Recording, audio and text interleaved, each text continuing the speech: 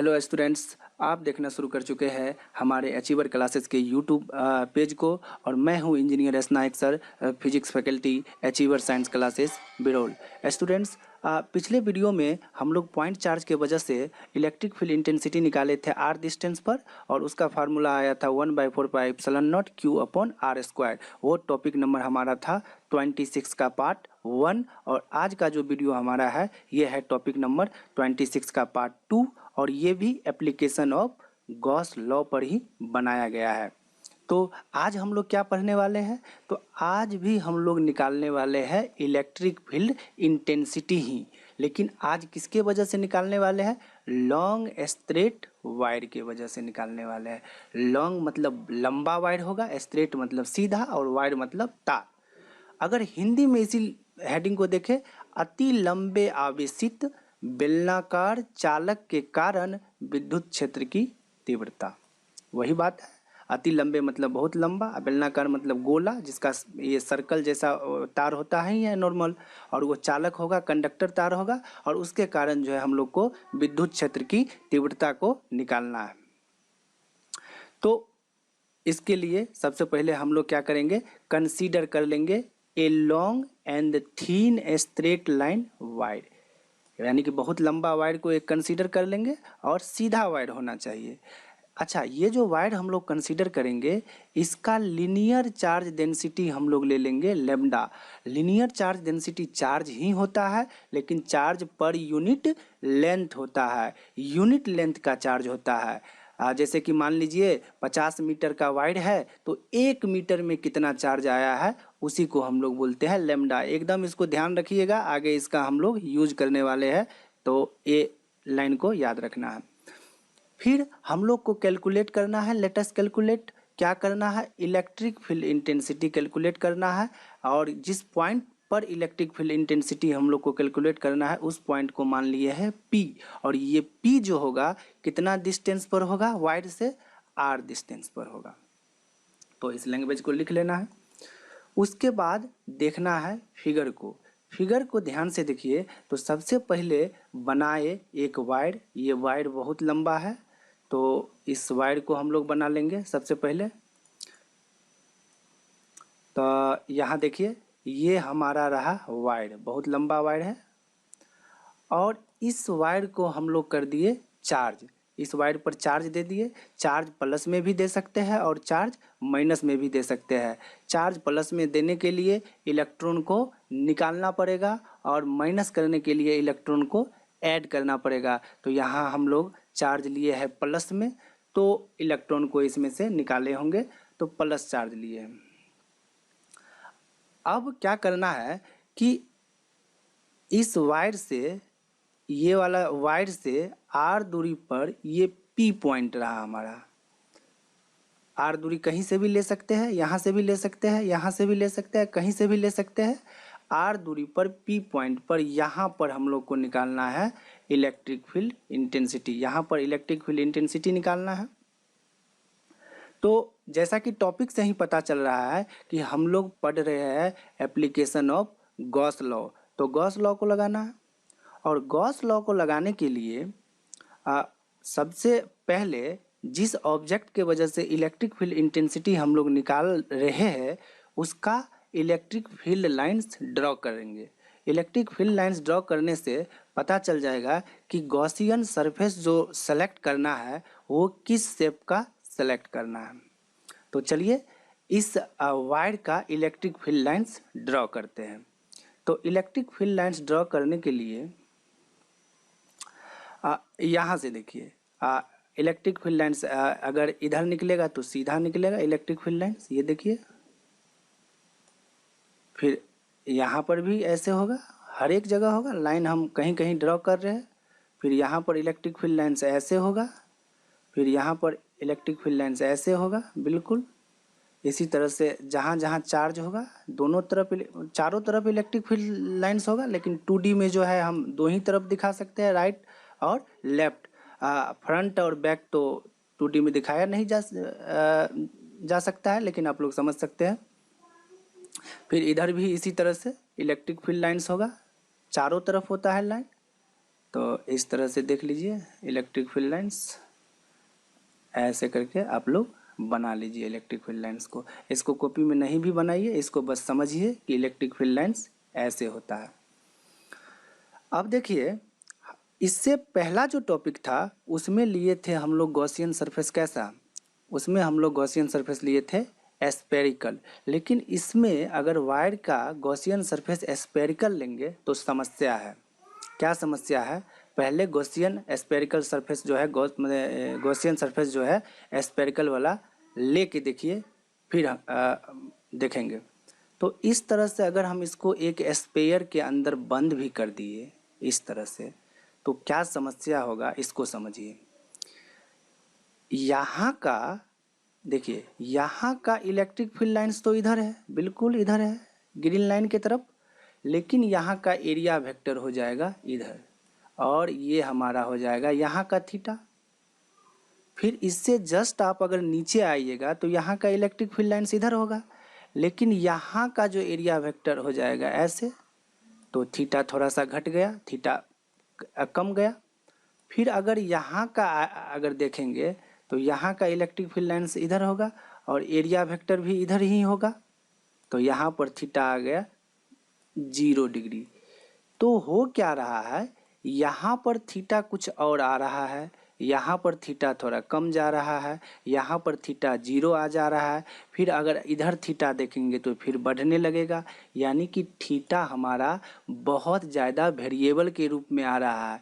यानी कि जितना भी पॉइंट को देखेंगे हर एक जगह थीटा का अलग अलग वैल्यू आएगा, और इस केस में हर एक जगह थीटा 0 डिग्री नहीं आएगा। पिछले केस टॉपिक नंबर 25 का पार्ट 1 वाला केस की तरह इसमें नहीं आ रहा है। इसीलिए इसमें जो है हम लोग अगर स्पेरिकल सरफेस लेंगे तो थीटा हमारा 0 डिग्री नहीं होगा, थीटा वेरिएबल हो जाएगा, और इंटीग्रेशन में 2 वेरिएबल आएगा, एक एरिया आ जाएगा और एक थीटा आ जाएगा। तो 2 वेरिएबल का इंटीग्रेशन हम लोग अभी नहीं कर सकते हैं, इसीलिए ये प्लान तो कैंसिल। तो अगला क्या प्लान रहेगा? तो ऐसा करेंगे, जैसा कि आप लोग फिगर में देख रहे हैं कि हम लोग गॉसियन सरफेस सेलेक्ट तो करेंगे, लेकिन स्पेरिकल सरफेस लेने में यहाँ पर कोई भी जो है समझदारी का काम नहीं है। तो हम लोग कैसा सरफेस यहाँ पर लेंगे? तो सिलेंड्रिकल सरफेस ले लेंगे। जिस तरह से देख लीजिए, इस तरह से इस वायर को जो है हम लोग एक सिलेंडर के अंदर जो है इनक्लोज कर देंगे। अब सिलेंडर के अंदर इनक्लोज करेंगे तो यही हो जाएगा हमारा कौन सा सरफेस? Gaussian surface. तो अब इसमें क्या बेनिफिट है? इसका बेनिफिट ये है कि थीटा जो है इसका वेरिएबल ज़्यादा वेरिएबल नहीं आ रहा है। कैसे? पहले समझते हैं इसको, कॉन्सेप्ट को समझना है, डेरिवेशन तो हो ही जाएगा, ये तो लिखा है ही, बुक में भी है, हर एक जगह है, तो वो तो कोई मैटर नहीं करता है। कॉन्सेप्ट सीखना, हर एक पॉइंट को सीखना, हर एक चीज़ को सीखना, ये ज़्यादा इम्पोर्टेंट है। अब देखिए, इलेक्ट्रिक फील्ड लाइंस हम लोग ड्रॉ किए थे, और इसको कैसे ड्रॉ किए थे? यहाँ का इधर था, अभी कम लाइन ड्रॉ करेंगे, यहाँ का इधर था बिल्कुल, यहाँ का इधर था, फिर इसी तरह से इस साइड भी था, फिर इसी तरह से इस साइड भी था, फिर इसी तरह से इस साइड भी था। अब देखिए, तो एक चीज़ तो क्लियर है कि ये जो आपका वक्र पृष्ठ जो दिख रहा है, जिसको हम लोग कर्व सरफेस बोलते हैं, जो सिलेंडर का ये वाला जो सरफेस होता है, जो वक्र सरफेस होता है, और ये वाला जो है अनुप्रस्थ काट का होता है, जिसको क्रॉस सेक्शन बोलते हैं इंग्लिश में। यानी कि अगर इस सिलेंडर को हमको बनाना होगा तो टोटल 3 सरफेस यूज करना है हमको। एक तो ये वक्र हो गया जो कि पूरा घुमा हुआ होगा, ऐसे करके फोल्ड करते हैं, जैसे हम लोग कॉपी को भी फोल्ड करके बेलन बना लेते हैं, सिलेंडर बना लेते हैं, तो ऐसे करके एक करना पड़ेगा। और फिर एक सर्कुलर क्रॉस सेक्शन को ऊपर से ढकना पड़ेगा, और फिर एक सर्कुलर क्रॉस सेक्शन को नीचे से ढकना पड़ेगा, तब जाके ये एक होलो सिलेंडर बन जाएगा, क्लोज सरफेस। यानी कि अगर सिलेंडर लिए है तो इसका बेनिफिट क्या होगा कि एरिया वेक्टर जो होगा उसको देखते हैं कहाँ कहाँ होगा। तो एरिया वेक्टर यहाँ का आप देखिए तो सरफेस के परपेंडिकुलर होगा, और सरफेस के परपेंडिकुलर होगा तो मान लीजिए यहाँ का अगर एरिया वेक्टर ds मान के ड्रॉ करेंगे तो वो इलेक्ट्रिक फील्ड के डायरेक्शन में ही आएगा। उसी तरह से वक्र जो हमारा वक्र पृष्ठ है, क्षेत्रफल जो हमारा कर्व सरफेस है, इस पर कहीं भी हम लोग ds लेंगे तो वो जो है इलेक्ट्रिक फील्ड के डायरेक्शन में ही आएगा, और वो हो जाएगा थीटा बराबर कितना डिग्री, 0 डिग्री। यहाँ पर भी आप देख सकते हैं ये एनिमेशन वाला डायग्राम में जिस तरह से देखिए हम यहाँ पर एक ds लिए हैं, ठीक है, तो एक ds लिए है तो ये वाला हमारा हो गया एरिया वेक्टर, बिल्कुल। ये वाला हमारा हो गया इलेक्ट्रिक फील्ड वेक्टर, सीधे निकल रहा है। और इस केस में थीटा क्या आ रहा है, थीटा आ रहा है 0 डिग्री। तो थीटा जो है कर्व सरफेस के लिए फिक्स हो गया, कर्व सरफेस के लिए, यानी कि ये जो हमारा, एक मिनट इस सब को हटाने दीजिए पहले।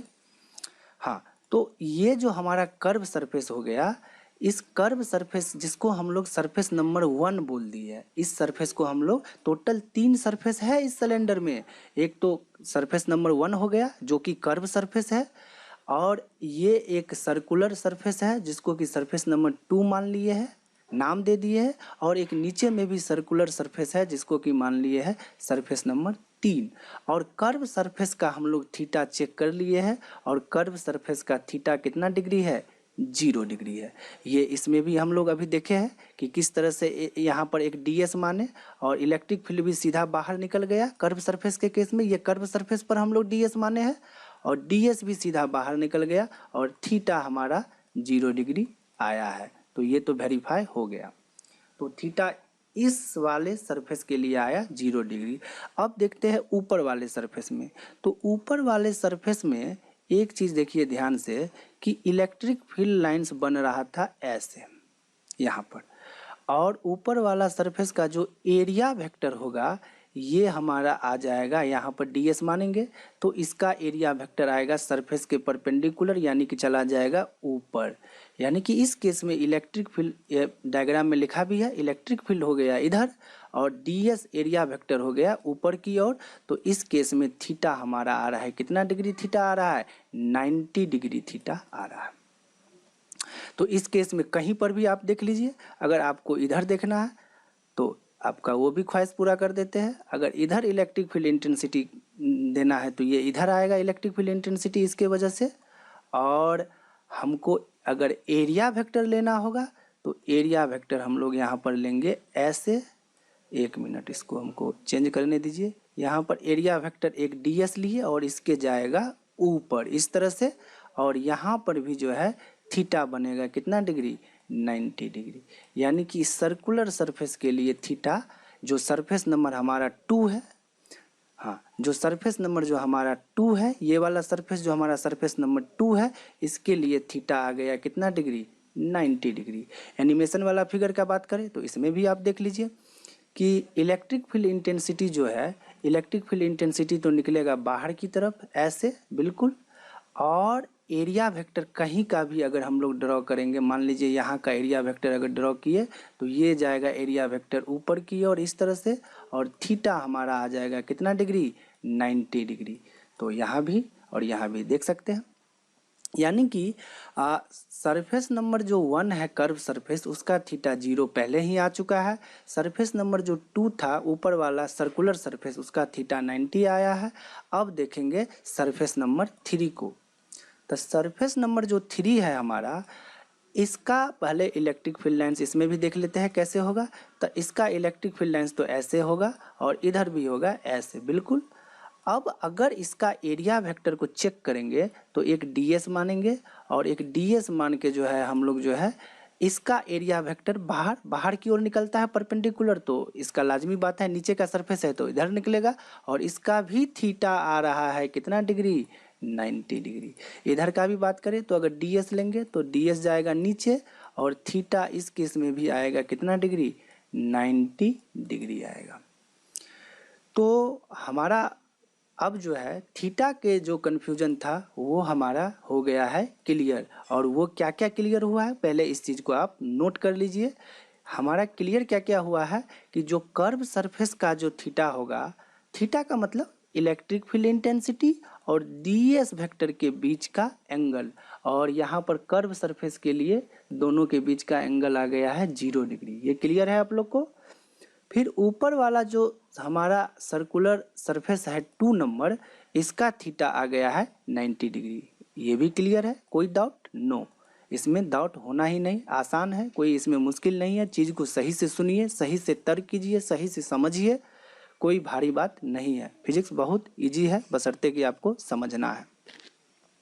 फिर जो है अब नीचे वाला जो हमारा सरफेस नंबर 3 है, इसका भी आ गया है थीटा 90 डिग्री। अब हम थोड़ा सा लैंग्वेज लिखें। ये जो गॉसियन सरफेस लिए है इसको थोड़ा सा लिख देना है, तो लिख देंगे draw a cylinder as Gaussian surface. ये जो हमारा सिलेंडर है इसको गॉसियन सरफेस के रूप में ड्रॉ किए, और इसका रेडियस क्या मान लेंगे? r। हम पहले ही बोल चुके हैं कि जितना दूरी पर निकालना होगा उसी को रेडियस मान के गॉसियन सरफेस को ड्रॉ करेंगे। पिछले क्लास में स्फीयर ड्रॉ किए थे r रेडियस मान के, और आज सिलेंडर ड्रॉ कर रहे हैं r रेडियस मान के। और इस गॉसियन सरफेस का जो लेंथ होगा, सिलेंडर का लेंथ होगा, ये हमारा होगा लेंथ, l लेंथ का सिलेंडर होगा। यानी कि ये जो सिलेंडर आप देख रहे हैं, ये वाला सिलेंडर, इसका लेंथ होगा l। अब एक चीज़ कीजिए कि इस पर हमको लगाना है गॉस लॉ, और गॉस लॉ लगाना है तो गॉसियन सरफेस का फ्लक्स 2 बार निकाल के इक्वेट कर देते हैं। एक बार तो हम लोग जनरल निकालेंगे surface integral of E dot D S करके, और उसको बराबर कर देंगे क्यू बट्टा इप्सिलॉन नॉट को। यानी कि एक बार जनरल से निकाल लेंगे, एक बार गॉस लॉ से निकाल लेंगे, और दोनों को इक्वेट कर देना है, और इलेक्ट्रिक फील्ड इंटेंसिटी का वैल्यू हम लोग को आ जाएगा। तो गॉस लॉ से जो निकालेंगे तो हमको देखना पड़ेगा कि इस गॉसियन सरफेस के अंदर कितना चार्ज बंद हुआ है, ये तो देखना पड़ेगा, क्योंकि पूरा वायर को तो गॉसियन सरफेस के अंदर बंद नहीं किए हैं। वायर का कुछ ही पोर्शन बंद हुआ है। कितना पोर्शन बंद हुआ है? एल लेंथ, क्योंकि सिलेंडर का लंबाई अगर एल है, सिलेंडर का लंबाई एल है, तो वायर तो है सीधा, और सीधा वायर है तो एक तर्क और कॉमन सेंस से भी ये सोच सकते हैं कि अगर एल लेंथ सिलेंडर का वायर है, सॉरी सिलेंडर का जो लेंथ है अगर एल है, तो उसमें वायर भी आएगा कितना लेंथ का? एल लेंथ का। यहाँ से यहाँ तक का लेंथ होगा एल। तो अब एक बात समझिए, जितना एल लेंथ में चार्ज होगा वायर का, जितना एल लेंथ में वायर का चार्ज होगा, एल लेंथ यानी कि यहाँ से लेके यहाँ तक में जितना चार्ज होगा एल लेंथ में, वही चार्ज हुआ होगा गॉसियन सरफेस के अंदर। बाकी जो इस वायर का चार्ज है वो हो गया होगा गॉसियन सरफेस के बाहर, और उस चार्ज से हमको कोई लेना देना नहीं है, क्योंकि गॉसियन सरफेस के बाहर वाला चार्ज पर फ्लक्स नहीं डिपेंड करता है। तो सबसे पहले तो अभी ये हम लोग को कैलकुलेट करना पड़ेगा कि इस गॉसियन सरफेस के अंदर चार्ज कितना बंद हुआ है। तो ये तो बहुत आसानी से निकाल सकते हैं, तो यही निकाल लेते हैं पहले। Charge enclosed bye Gaussian surface cylinder जो की है वो क्या होगा? तो देखिए, यूनिट लेंथ में वायर का चार्ज था लेमडा, तो एल लेंथ में कितना होगा? तो लेमडा गुने एल। सिंपल सा बात है। यानी कि जो गॉसियन सरफेस के अंदर जो चार्ज बंद हुआ है वो क्यू अगर मान ले, तो क्यू का वैल्यू हमारा आ जाएगा लेमडा एल। क्यू का वैल्यू क्या आ जाएगा? Lambda L. इसको आप लोग मान लीजिए इक्वेशन 1, और याद रखिए कि गॉसियन सरफेस के अंदर लेमडा एल चार्ज बंद है। इस चीज़ को याद रखना। अब हम लोग चलेंगे नेक्स्ट स्लाइड में, और नेक्स्ट स्लाइड में हम लोग निकालेंगे इसका फ्लक्स इस गॉसियन सरफेस का। एक बार जनरल फार्मूला लगा के surface integral of E dot D S करके, और एक बार गॉस लॉ लगा के। गॉस लॉ तो अब लगा ही सकते हैं क्योंकि अंदर का चार्ज लेमडा एल आ गया है, और अंदर के चार्ज को इप्सिलॉन नॉट से डिवाइड करेंगे तो गॉस लॉ से फ्लक्स आ जाएगा। तो देखते हैं कैसे करना है। तो चलेंगे नेक्स्ट स्लाइड में। तो देखिए, इस तरह से अब क्या करना है कि अकॉर्डिंग टू गॉस थ्योरम, क्योंकि गॉस थ्योरम लगाना है तो गॉस थ्योरम का स्टेटमेंट क्या है कि जो surface integral of E dot D S करके जो फ्लक्स निकाला जाता है उसका वैल्यू आता है क्यू बट्टा इप्सिलॉन नॉट। लेकिन ये क्यू जो है ये होता है अंदर का चार्ज, जिसको हम लोग बोलते हैं इनक्लोज चार्ज, ये आप लोग को पहले बता चुके थे। तो इस Q का वैल्यू लेकिन अभी इक्वेशन 1 में हम लोग निकाल चुके थे लेमडा एल, तो इसको पुट कर देंगे लेमडा एल, अब बट्टा कितना हो जाएगा इप्सिलॉन नॉट। लेकिन अगर हम ये तो Q बट्टे इप्सिलॉन नॉट का तो वैल्यू निकाल लिए लेमडा एल बट्टे इप्सिलॉन नॉट, लेकिन अगर हम surface integral of E dot D S का वैल्यू निकालने जाएंगे तो थीटा तो है वेरिएबल, सरफेस 1 के लिए 0 डिग्री, सरफेस 2 के लिए 90 डिग्री, सरफेस 3 के लिए 90 डिग्री। तो हम लोग क्या करेंगे, पूरा एरिया को डिवाइड कर देंगे कितना पार्ट में, 3 पार्ट्स, पार्ट 1, पार्ट 2, पार्ट 3। और इक्वेशन जो हमारा 2 है इसको मॉडिफाई करके लिख देंगे। मॉडिफाई करके कैसे लिखेंगे, तो surface integral of E dot D S जो है ये तो पूरा सिलेंडर से निकाला हुआ फ्लक्स है और इसको 3 पार्ट में निकालेंगे। एक बार पार्ट जो हमारा 1 है उसमें पहला वाला सरफेस के लिए निकाल लेंगे फ्लक्स, और जो हमारा दूसरा वाला सरफेस के लिए यहाँ पर, और ये हमारा सरफेस इंटीग्रल करेंगे तीसरा वाला सरफेस के लिए, यानी कि पहला वाला सरफेस के लिए अलग करेंगे surface integral of E dot D S, दूसरा वाला सरफेस के लिए अलग करेंगे और तीसरा वाला सरफेस के लिए अलग करेंगे। अब इसमें हमारा थीटा आ जाएगा 0 डिग्री, क्योंकि ये पहला वाला सरफेस के लिए है और इसका थीटा तो कांस्टेंट है कर्व सरफेस के लिए 0 डिग्री। ये दूसरा वाला ऊपर वाला सरफेस है और इसका भी थीटा 90 डिग्री कांस्टेंट है, और ये भी नीचे वाला है और थीटा 90 डिग्री कांस्टेंट है, यानी कि इसका भी थीटा कांस्टेंट, इसका भी थीटा कांस्टेंट, इसका भी थीटा कांस्टेंट। और ये तीनों को अगर ऐड करेंगे हम लोग, इस तीनों को ऐड करेंगे तो हमारा आ जाएगा टोटल फ्लक्स, और वो टोटल फ्लक्स जो है वो आएगा lambda L by epsilon not. ये गॉस कह रहा है, ये गॉस का स्टेटमेंट है। तो इसको हम लोग आगे बढ़ते हैं। अब बहुत ही सिंपल है, सारा चीज़ हो चुका है। अब ये पहला वाला सरफेस के लिए लगा देंगे ई डी एस कोस 0 डिग्री। अब ये 0 डिग्री कहाँ से आया, क्योंकि कर्व सरफेस का थीटा कितना था 0 डिग्री, तो इसलिए इस केस में 0 डिग्री लिख ही सकते हैं, कोई डाउट नहीं है।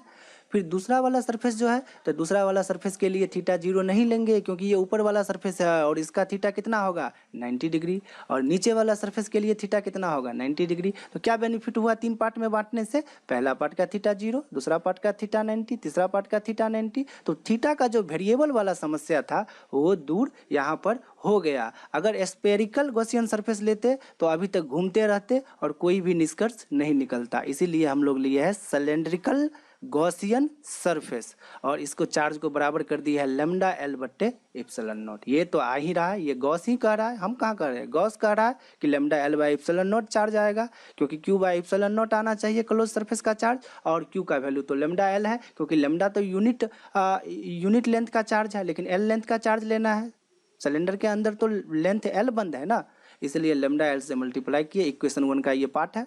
चलिए आगे बढ़ते हैं।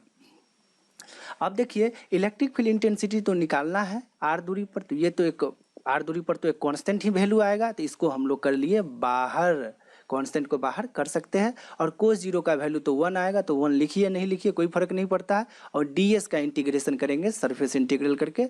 अब देखिए इसमें आ गया कोस 90 डिग्री, और कोस 90 डिग्री का वैल्यू आया 0, यानी कि दूसरा वाला सरफेस से कोई भी फ्लक्स पास नहीं करेगा, और तीसरा वाला सरफेस से भी कोई भी फ्लक्स पास नहीं करेगा, क्योंकि इसमें भी आ रहा है कोस कितना डिग्री 90 डिग्री।